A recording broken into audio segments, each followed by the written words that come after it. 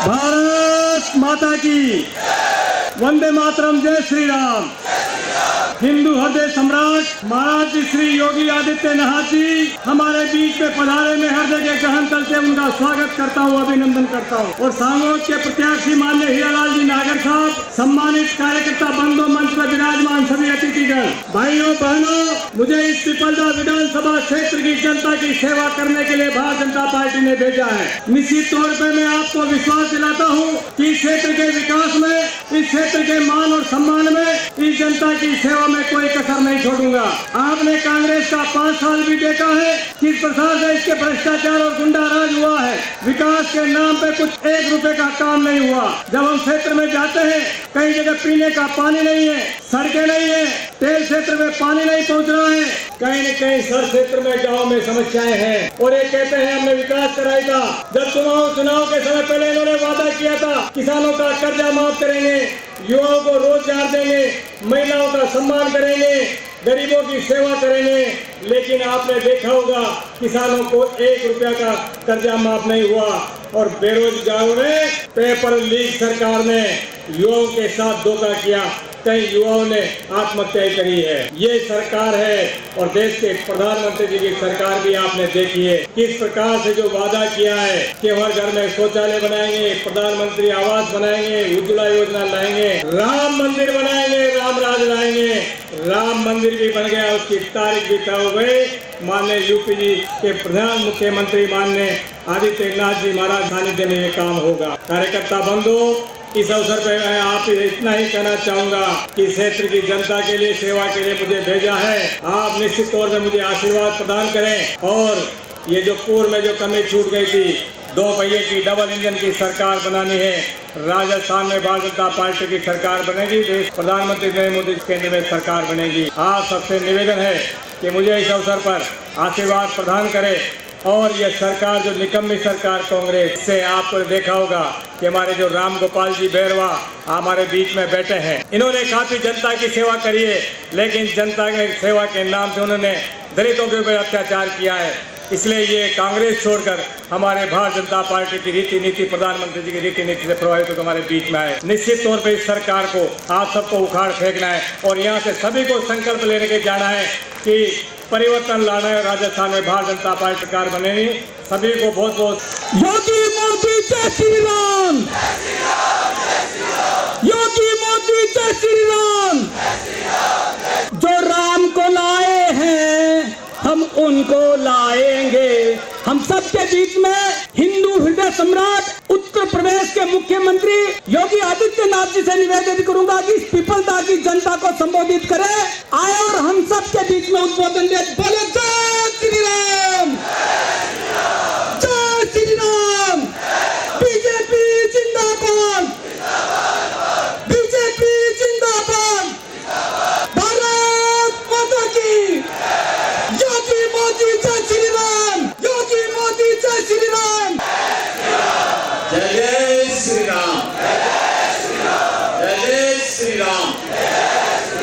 Bharatiya Janata party के प्रदेश उपाध्यक्ष श्री मुकेश दलित जी, Bharatiya Janata party के प्रदेश के मंत्री और विधानसभा सांगोद से प्रत्याशी श्री हीरालाल नागर जी, भारतीय जनता पार्टी के पिपलदा विधानसभा क्षेत्र से लोकप्रिय प्रत्याशी श्री प्रेम गोचर जी, राजस्थान सरकार के पूर्व मंत्री श्री राम गोपाल बैरवा जी, पूर्व विधायक श्री प्रभुलाल वर्मा जी, जिलाध्यक्ष कोटा देहात श्री योगेंद्र नंदवाना जी, श्री मानवेंद्र सिंह जी, मुकेश मेघवाल जी, श्री रिंकू मीणा जी, श्रीमती कृष्णा मीणा जी, श्रीमती रजनी सोनी जी, श्रीमती हेमलता शर्मा जी, आज के इस कार्यक्रम में उपस्थित पिपलदा और सांगोद विधानसभा क्षेत्र से जुड़े हुए सभी उपस्थित भाइयों और बहनों, भक्ति और शक्ति की तरह राजस्थान की इस पावन भूमि को मैं कोटि कोटि नमन करते हुए आप सबका हृदय से अभिनंदन करता हूँ।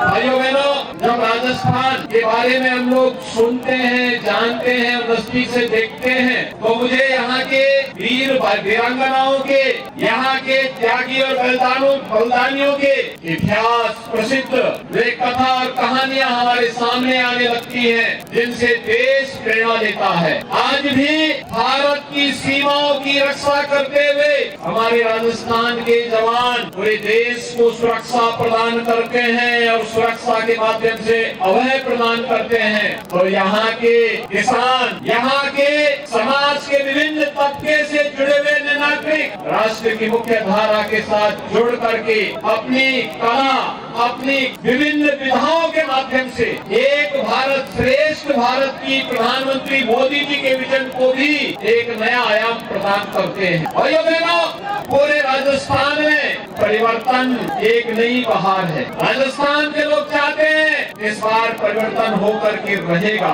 और भाइयों बहनों उसी में आपका आह्वान करने के लिए आज मैं विशेष रूप से आया हूँ।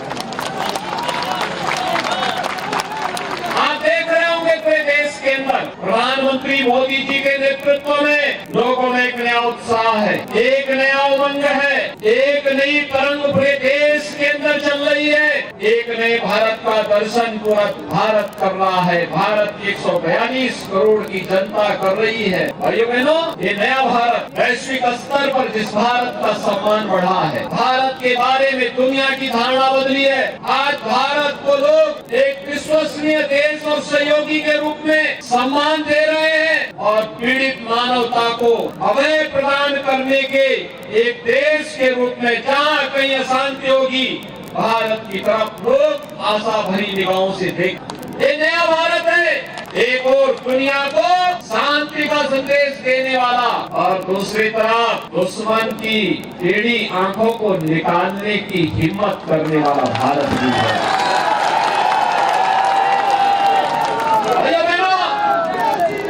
कितनी अद्भुत क्षमता है भारत की। एक तरफ हम शांति की बात करते हैं, और दूसरी तरफ दुश्मन को उसके बांध में घुस करके ठिकाना लगाने का साहस भी आज भारत के जवानों के अंदर है।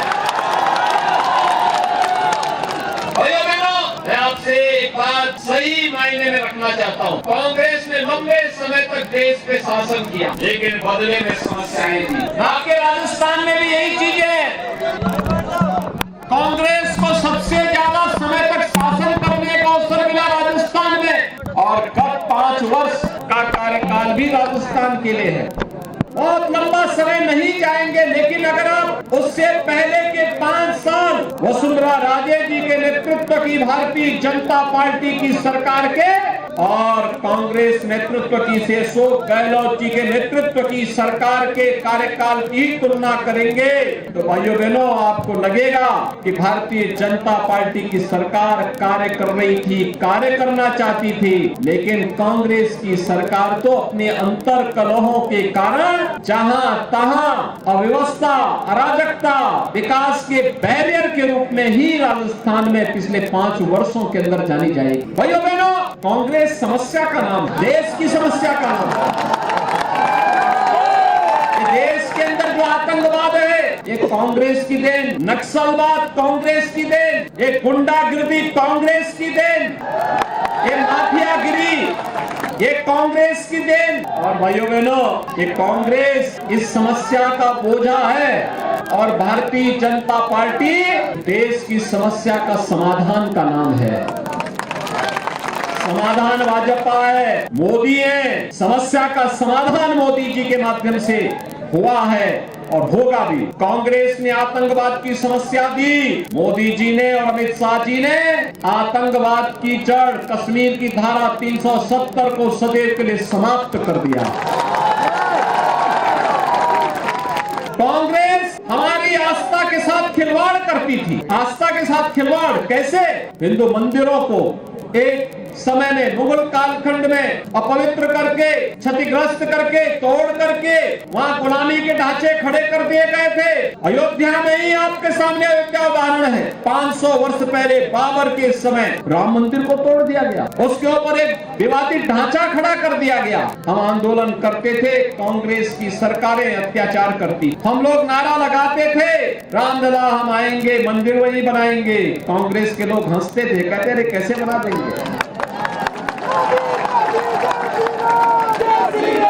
भाइयों बहनों, हम लोगों ने तब नारा लगाया था रामलला हम आएंगे, पहले ढांचा हटाएंगे। और ढांचा हट गया तो उसके बाद फिर नारा दिया रामलला हम आएंगे, अब मंदिर यही बनाएंगे। फिर कांग्रेस के लोग हंसते थे, कहते थे कि क्या ये संभव हो पाएगा। और भाइयों बहनों, आज आप में से किसी को संदेह है क्या कि अयोध्या में राम मंदिर का निर्माण नहीं हो रहा है? हो रहा है ना? राम मंदिर का निर्माण हो रहा है ना? अयोध्या जाने की इच्छा है क्या? कितने लोगों की इच्छा है? ये तो सरफराज राजस्थानी आना चाहता है। भाइयों बहनों, 22 जनवरी को प्रधानमंत्री जी के कर कमलों से अयोध्या में राम मंदिर में भगवान रामलला विराजमान होंगे। और इसके लिए मैं आपके पास आया हूं, आपसे कहने के लिए, इसी के लिए आया हूं, आज आपका आमंत्रण देने के लिए भी। भाइयों बहनों, एक और कांग्रेस आपकी आस्था के साथ खिलवाड़ करती थी, देश के विश्वास के साथ घात करती थी, और दूसरी तरफ गरीब का भी जो हक था उसको छीन लेती। अब याद करिए, जो मोदी जी ने 12 करोड़ गरीबों के घर में शौचालय बनाया, कांग्रेस भी तो बना सकती थी। मोदी जी ने 4 करोड़ गरीबों के मकान बनाए, ये कांग्रेस के समय में भी हो सकता। मोदी जी ने 4 करोड़ गरीबों के घर में बिजली पहुंचाई, कांग्रेस भी कर सकती। 10 करोड़ गरीबों को उज्ज्वला योजना का फ्री में कनेक्शन दिलवाया, कांग्रेस भी कर सकती थी। 50 करोड़ लोगों को आयुष्मान भारत में स्वास्थ्य बीमा का कवर पूरे देश के अंदर दिया, कांग्रेस भी कर सकती थी। 1 डिस्ट्रिक्ट 1 मेडिकल कॉलेज का निर्माण कांग्रेस भी कर सकती थी, कांग्रेस ने नहीं किया। कांग्रेस तो एक ही बात करती थी, कांग्रेस एक ही बात करती थी कि देश के संसाधनों पर पहला अधिकार मुसलमानों का है, बोलती थी ना, यही तो बोलती थी ना।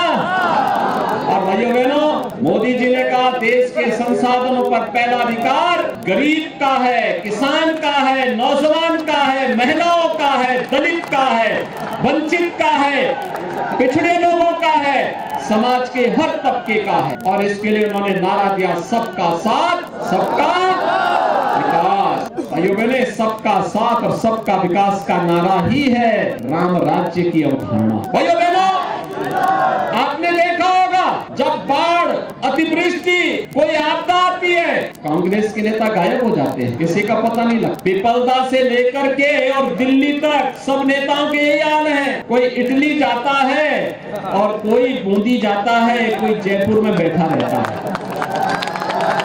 कोरोना में भी नहीं आए होंगे और अतिवृष्टि में भी नहीं आए होंगे।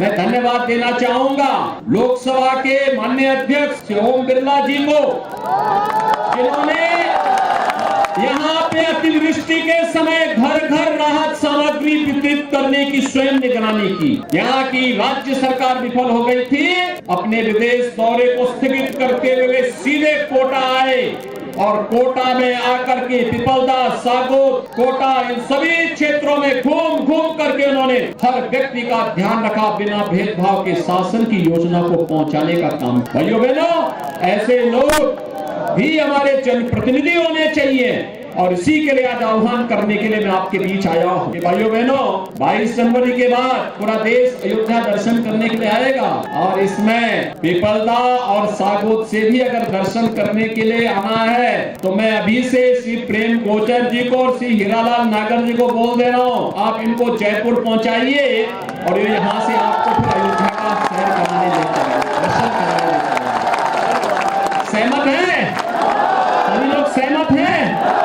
तो फिर दोनों हाथ लाकर के मेरे साथ बोलेंगे, दोनों हाथ लाकर, जहां तक मेरी आवाज जा रही है, दोनों हाथ लाकर के बोलेंगे भारत माता की, भारत माता की, भारत माता की, जय श्री राम।